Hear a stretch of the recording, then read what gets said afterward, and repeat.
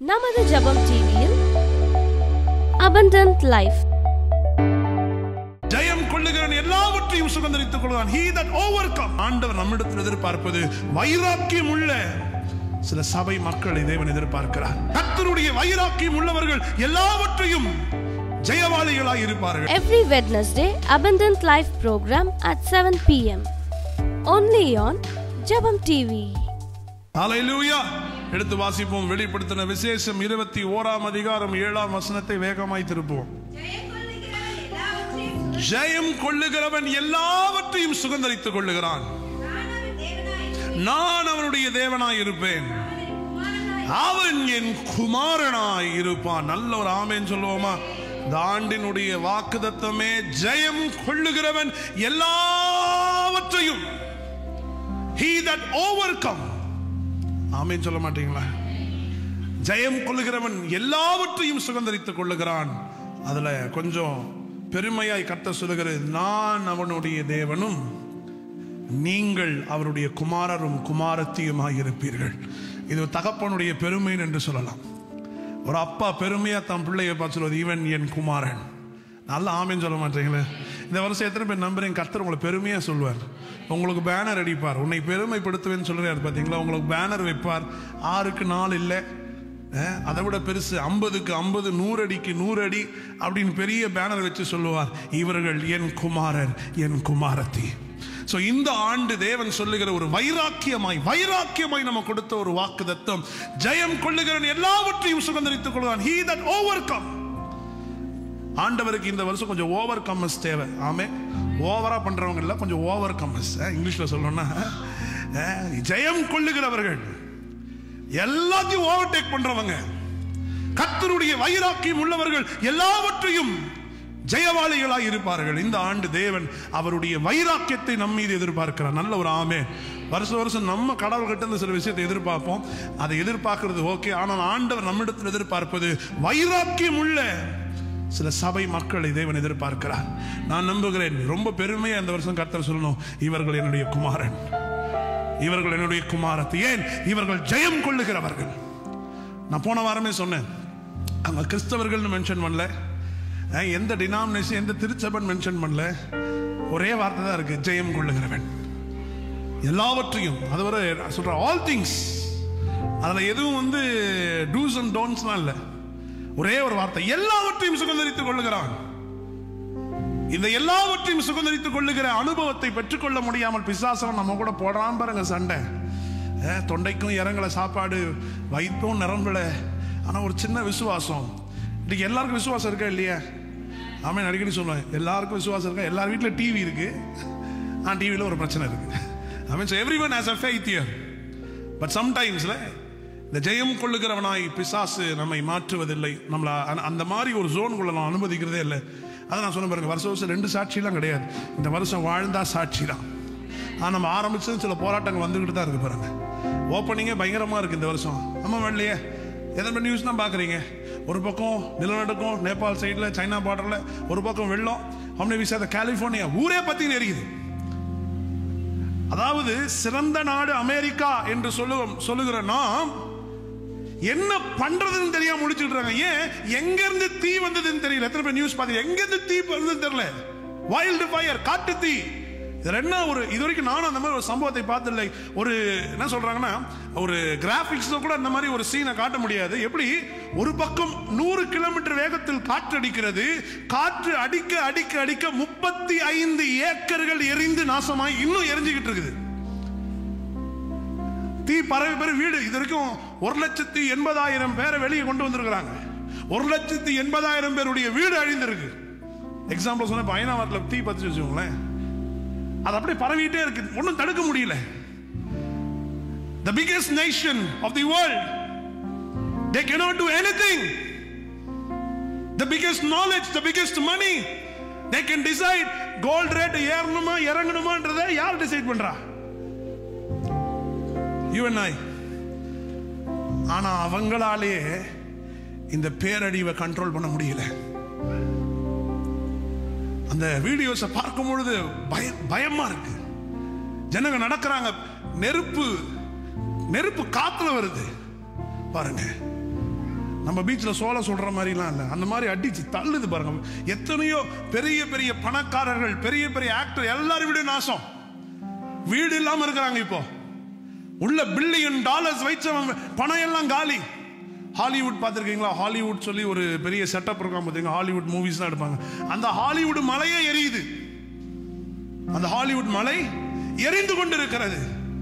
2025 பயங்கரமா தான் ஆரம்பிச்சிருக்கு பாருங்க, இல்ல? ஆனால் எத்தனை அழிவுகள் நேர்ந்தாலும் இது முடிவல்ல. முடிவு எங்க இருக்குன்னு நான் முடிவில் சொல்றேன் உங்களுக்கு. முடிவு யார் கையில் இருக்குதுன்னு சொல்றேன். நம்ம உடனே இதெல்லாம் வந்துச்சு, முடிவு வந்துருச்சுன்னு நினைக்காதீங்க. ஸோ கடந்த வாரம் நான் சொன்ன செய்தி எத்தனை பேருக்கு ஞாபகம் இருக்குன்னு தெரியல. ஆண்டவர் ஆதாம் இழந்த ராஜ்யத்தை மறுபடியும் கொண்டு வர நம்மிடத்தில் வந்திருக்கிறார். நம்ம யாரு? ராஜ்யத்தின் பிள்ளைகள். சொல்லுங்க பார்க்கலாம். நம்ம மதத்தின் பிள்ளைகள் அல்ல. சொல்லுங்க, நான் மதத்தின் பிள்ளை அல்ல. நான் யாரு? ராஜ்யத்தின் பிள்ளை, ராஜ்யத்தின் சுதந்திரமாய் இருக்கிறேன். இயேசு மதத்தை பிரசங்கிக்க வரவில்லை, இயேசு ராஜ்யத்தை பிரசங்கித்தார். Kingdom of God. ஆமென். ஆண்டவர் கொஞ்சம் ரிலிஜியஸ் பீப்புள்னாலே ஆகாது. கொஞ்சம் அவருக்கு கொஞ்சம் இந்த ரிலிஜியஸ் ஸ்டஃப், அப்படியே கொஞ்சம் டினாமினேஷனல் ஸ்டஃப்லாம் ஏசப்பாவுக்கு கொஞ்சம் செட்டே ஆகாது பாருங்க. ஏன்னா அவரை தான் டினாமினேஷனுக்குள்ள ஃபிக்ஸ் பண்ண ட்ரை பண்ணாங்க பரிசேயர்களும் சதிசேயர்களும். ஆனால் இவர் சொன்னார், நான் உன்னுடைய ஃபிக்ஸேஷனுக்கு வரவில்லை, ஆதாம் இழந்ததை மறுபடியும் என் ஜனங்களுக்கு திருப்பி கொடுக்க நான் அவதரித்திருக்கிறேன். யார் ஜெயம் கொள்ளுகிறான்? ராஜ்யத்தின் பிள்ளைகள் என்று நீங்கள் நம்பும் போது ஜெயம் கொள்ளுகிறவர்களாய் மாறுகிறீர்கள். நம்ம ராஜ்யத்தின் பிள்ளை என்று நம்பாத வரைக்கும் நமக்குள்ள ஜெயம் கொள்ளுகிற எண்ணம்லாம் வராது பாருங்க. ஏன்? நம்ம கொஞ்சம் பரதாபமாக தான் பார்ப்போம், பரதாபமாக தான் யோசிப்போம். 2 பொட்டலை பாக்கெட் இருந்தால் போதும், இன்னைக்கு நாளை ஓட்டிடலான்னு யோசிக்கிற அளவுக்கு நம்ம இன்னைக்கு விசுவாச குறைவில் நிறைய கொஞ்சம் பிரச்சனை இருக்கு பாருங்க. ஆமே, நீ கர்த்தர் சொல்லுகிறார், நீங்கள் ராஜ்யத்தின் பிள்ளைகள். பக்கத்துல பசங்க ராஜ்யம் சொல்லுங்க, ராஜ்யம் சொல்லுங்க, கிங்டம். ஹல்லேலூயா. ரோபோ ஷேக் ரேதாலா ரபா. யார் ஜெயம் கொள்ளுகிறார்? ராஜ்யத்தின் பிள்ளைகள் என்று விசுவாசிக்கிற நீங்களும் நானும் தான் ஜெயம் கொள்ள முடியும். ஆமென். ஹல்லேலூயா. எதமே நம்புறீங்க? நீங்க ராஜ்யத்தின் பிள்ளைகள். இது நிறைய பேர் ஏத்துக்க மாட்டாங்க. ஆனா நான் ஏத்துக்கிறாங்களோ ஏத்துக்கலையோ, நான் ராஜ்யத்தின் பிள்ளை. ஆமென். Kingdom people. நான் ஒரு ரிலிஜியஸ் பர்சன் அல்ல. ஆமென். மதத்தின் பெயரில் நம்ம இருக்குமோன்னு சொன்னா இயேசு அசைவாட மாட்டார். God cannot move in the religious activities. Amen. Why religious have certain rules and laws where God, ஆண்டவர் அதை அனுப்பல.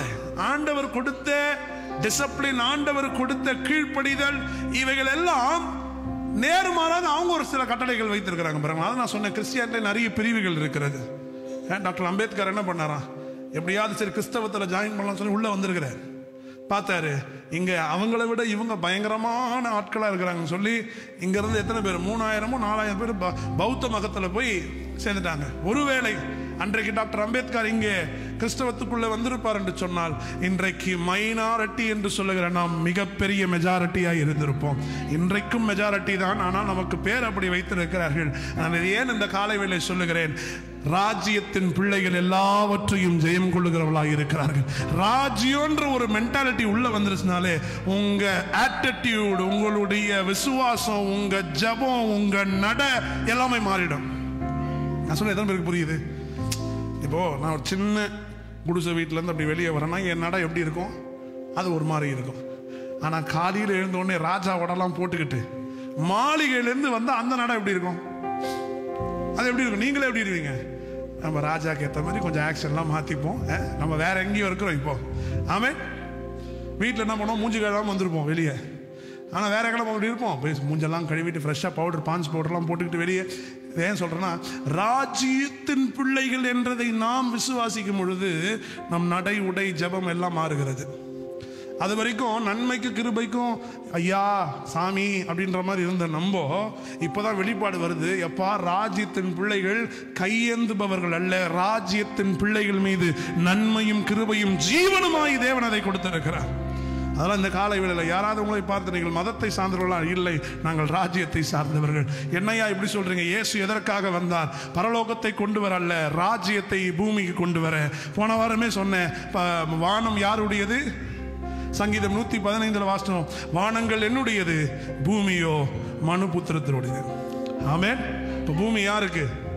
ராஜ்யத்தை இங்கே கொண்டு வரணும், பரலோகத்தை இங்கே கொண்டு வரணும். அப்படியே ரெப்ளிகா அப்பாவுடைய பிஸ்னஸை எடுத்து நம்ம நடத்த போகிறோம். ஒரு ஆமேன் சொல்ல மாட்டீங்களே? ஆமேன். பக்கத்தை பார்த்து சொல்லுங்க, ராஜ்யம், ராஜ்யம்.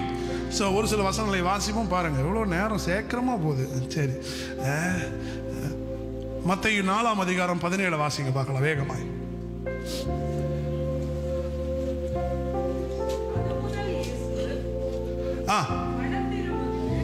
அதன் முதல் இயேசு மனம் திரும்புங்கள்.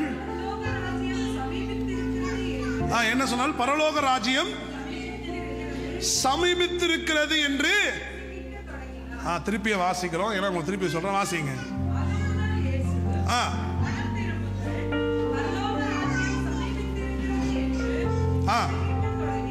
ஹல்லேலூயா. அது முதல் இயேசு மனம் திரும்புங்கள் என்ன சொல்றாரா? பரலோக ராஜ்யம் என்று.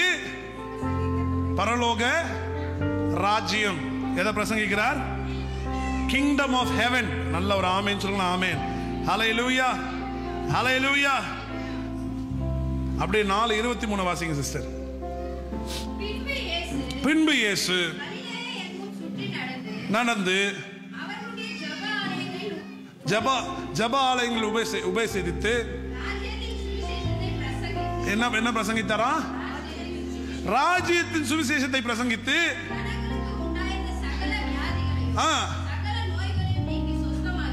நல்ல ஆமேன்னு சொல்லுங்களேன். பாருங்க, ஜப ஆலயங்களில் போய் ராஜ்யத்தின் சுவிசேஷத்தை பிரசங்கித்து கிங்டம் உடைய மைண்டை உள்ள கொண்டு வந்து ஜனங்களுக்கு என்ன பண்ணாராம்? சகலவித வியாதிகளையும் சகலவித நோய்களையும் நீக்கி சுஸ்தமாக்கினார். ஃபர்ஸ்ட் என்ன பிரீச் பண்றாரு? ஹீலிங்க்கு முன்னால என்ன பிரீச் பண்றாரு? ராஜ்யம். ரிப்பெண்டன்ஸ்க்கு முன்னால என்ன பிரீச் பண்றாரு? ராஜ்யம். நல்ல ஒரு ஆமேன். இயேசு எங்க போனாலும் எதை பிரீச் பண்ணாரா? ராஜ்யம். நோய்களை சுகமாக்குவதற்கு முன்பதாக ராஜ்யம் எப்படிப்பட்டது என்று ஜனங்களுக்கு போதித்தார். அதை போதித்த பிறகுதான் ஜனங்களுக்குள்ளே சகலவித வியாதிகளும் சகலவித நோய்களும் நீக்கி. ஆமென். அப்ப ஹீலிங் ஸ்டார்ட் ஆகணும்னாலும், மனம் திரும்புதல் வரணும்னாலும், ராஜ்யத்தின் சுவிசேஷத்தை அறிந்தால் மாத்திரமே நாம் மறுரூபமாக்கப்படுவோம். ஹல்லேலூயா. தன் தகப்பன் எப்படிப்பட்டவர் என்று அவர் போதிக்க துவங்கினார். நல்ல ஒரு ஆமேன். அதான் ஜீசஸ் எங்கேயுமே அந்த வார்த்தையை யூஸ் பண்ண மாட்டார். நீங்கள் கிறிஸ்தவர்களாய் மாறும் சொல்ல மாட்டார். ராஜ்யம், ராஜ்யம், ராஜ்யம். எங்க திரும்பினாலும் ராஜ்யம் பாருங்க. ஒரு ஆமேன். சோ இந்த காலை வேளையில நான் மறுபடியும் உங்களுக்கு ஞாபகப்படுத்துகிறேன். இயேசு வந்த நோக்கமே ஆதாம் இழந்த ராஜ்யத்தின் அதிகாரத்தை மறுபடியும் நமக்கு கொடுக்க வந்தார். ஆமென். ஆதாமுக்கு பரலோகம் கொடுக்கப்படவில்லை. ஆதாம் கொடுத்தது என்ன சொல்லுங்க? ராஜ்யம். ஸோ பக்கத்தில் சொல்லுங்க, உங்களுக்கும் ராஜ்யம் தான்.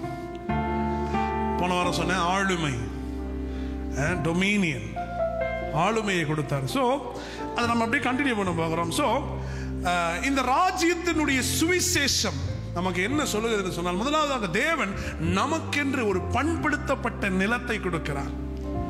We all have a spiritual land. நல்லா புரிஞ்சுக்கோங்க. ஏன் சபைக்கு வருகிறோம்? சபை எதுக்கு? நான் இப்பயும் சொல்றேன், கல்றை கிடையாது.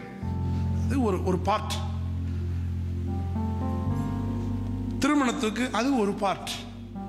உண்மையா சபை எதற்குன்னா, உங்களுக்கு ஒரு எல்லையை கர்த்தர் கொடுத்திருக்கிறார், ஒரு நிலத்தை கொடுத்திருக்கிறார். அந்த நிலமானது பண்படுத்தப்பட சபை என்ற நிலத்தில் உங்களை நாட்டி வைத்திருக்கிறார். ஹல்லேலூயா. சபை என்றால் நிலம். சொல்லுங்க, நிலம். Land, fertile land. அதான் ஃபாஸ்டிங்ல ஜெபம் பண்ண பாருங்க. இந்த சபையுடைய நிலத்தை ஆண்டவரே ஆரோக்கியமாய் மாற்றுங்கன்னு ஜெபித்துக்கிட்டே இருப்போம். அப்போ நான் ராஜ்யத்துக்குரியனாய் மாறின உடனே ஆண்டவன் கொடுக்கிறது ஒரு நிலத்தை கொடுக்கிறார். ஒரு நிலம், எனக்கென்று ஒரு நிலத்தை கொடுத்து சொல்லுகிறார், இந்த நிலத்தில் நீ யார் என்பதையும் நான் யார் என்பதையும் உலகத்திற்கு நிரூபிக்க போகிறோம். இங்க நம்ம கிட்ட கொடுக்கப்பட்ட நிலத்தை தான் பிசாசு புடுங்கி இருக்கிறான். நான் நியூ இயர்ல இந்த மெசேஜ் சொன்னேன் உங்களுக்கு.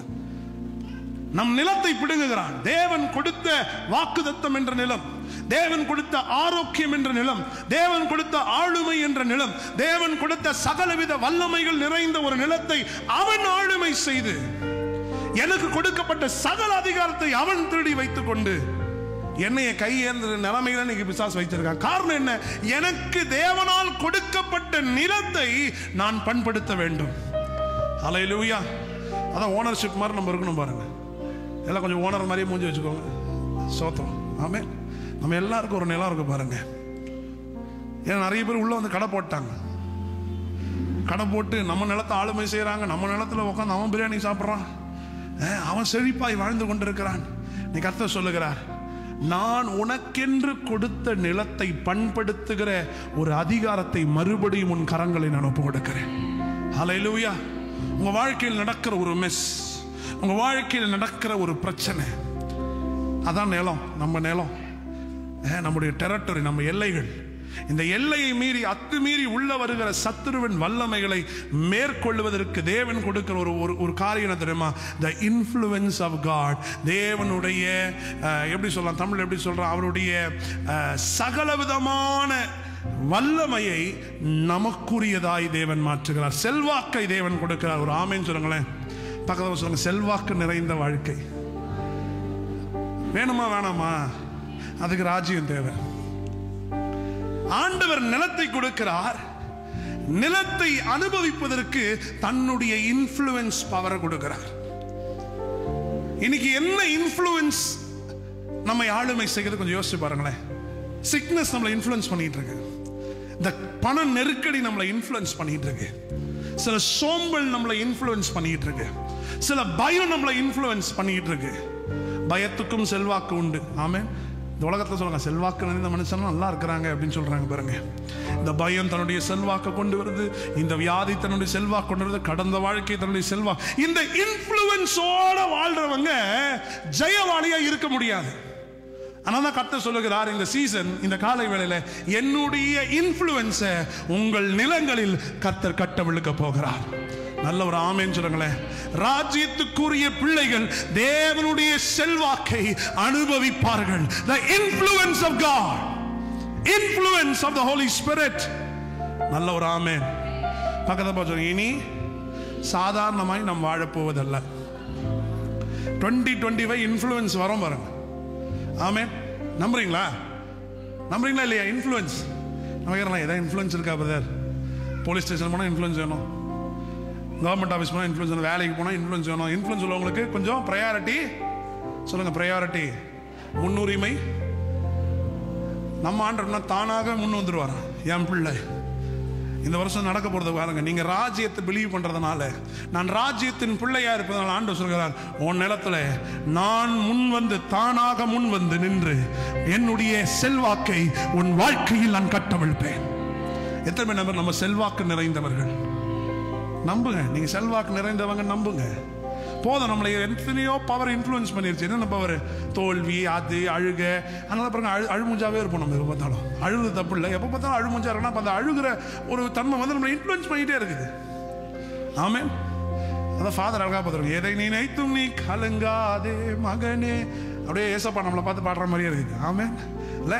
So the influence of God, தேவனுடைய செல்வாக்கை அறிந்தவர்கள் ஓவர் கம் பண்ணுவாங்க எல்லாத்தையும். இன்னைக்கு ஓவர் கம் பண்ண முடியாத ரீசன் தெரியுமா? ஏதோ உங்களை இன்ஃப்ளூயன்ஸ் பண்ணிட்டு இருக்கு.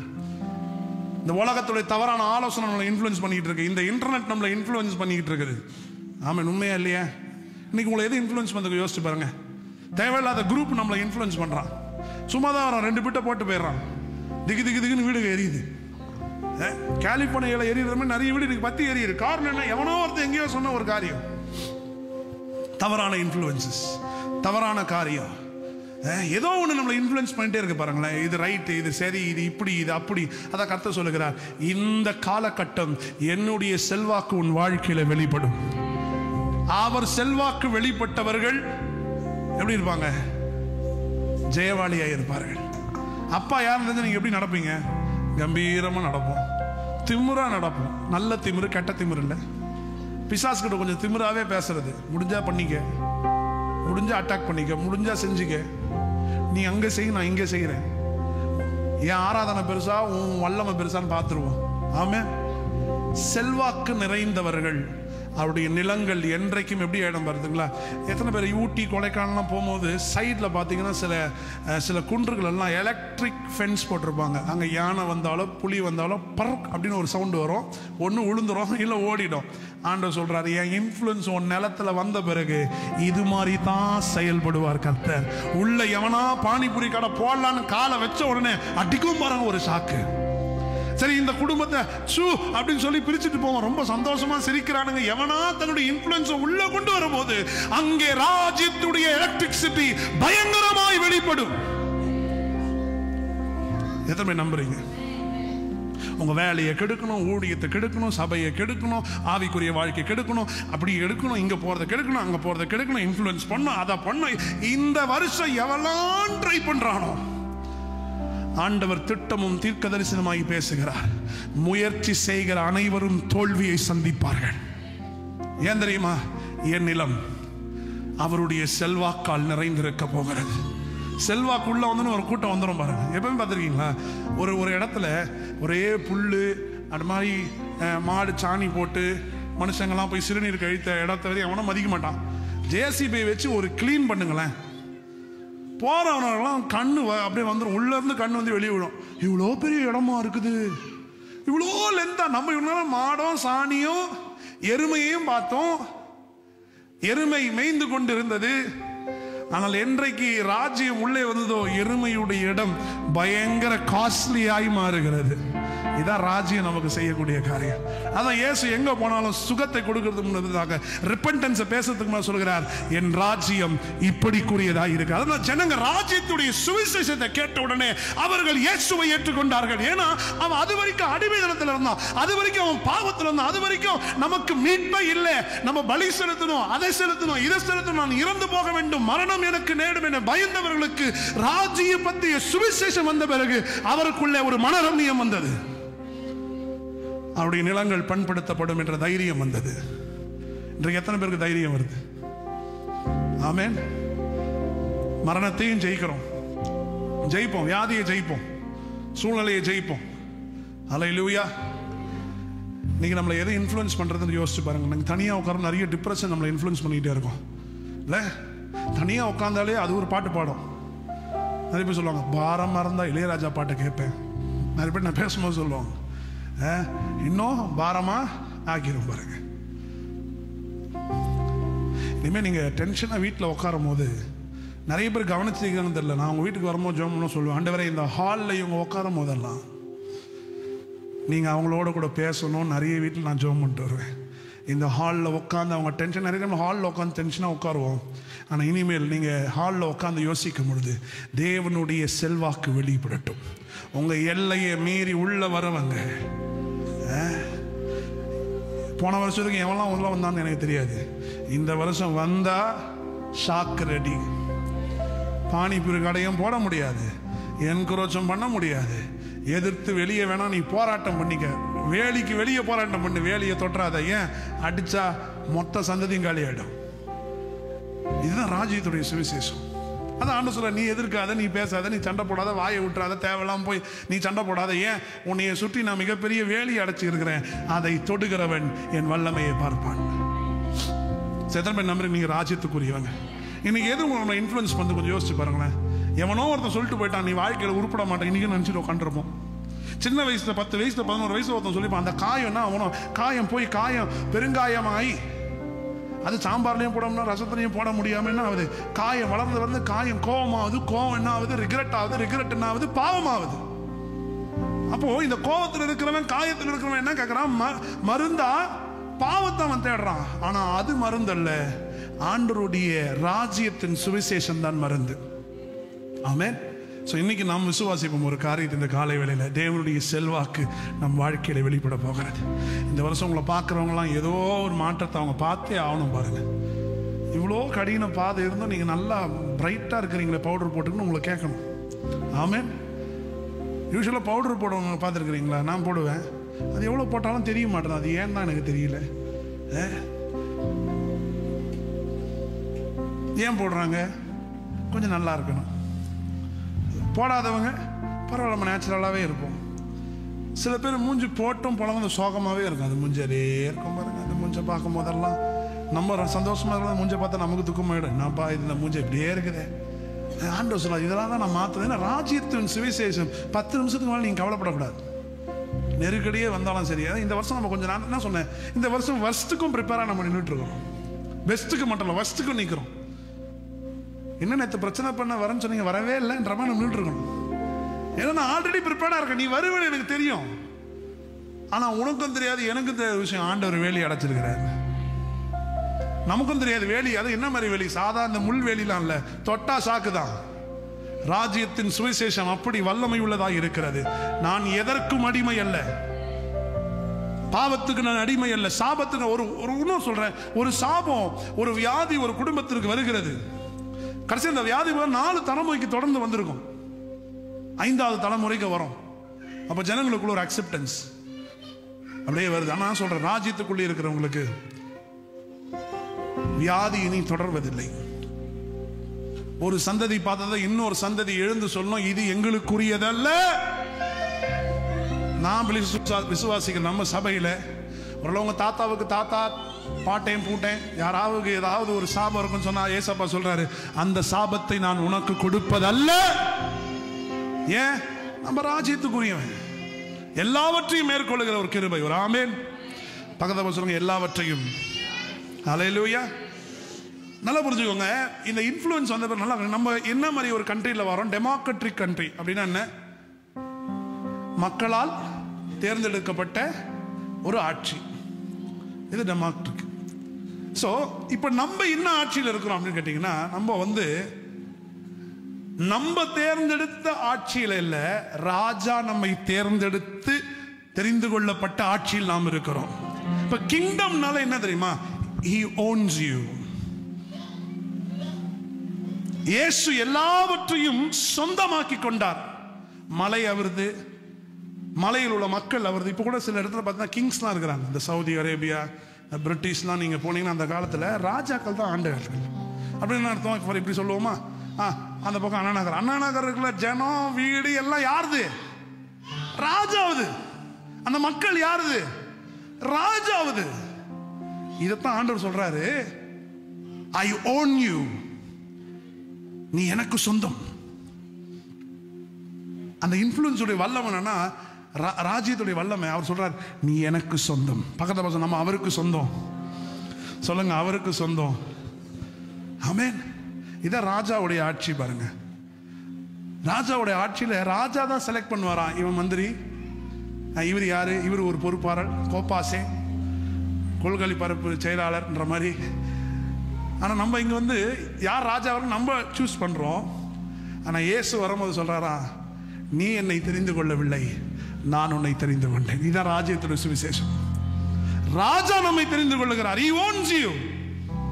நீங்க பைபிள் நிறைய இடத்துல பாருங்க, He owns and speaks to people. எல்லாம் அவருடையது. தகப்பனுடைய தகப்பன், குமாரன் கூட குமாரன் சொல்லுங்க, எப்பா எல்லாமே என்னுடையது. நல்ல ஒரு ஆமென். ஹல்லேலூயா.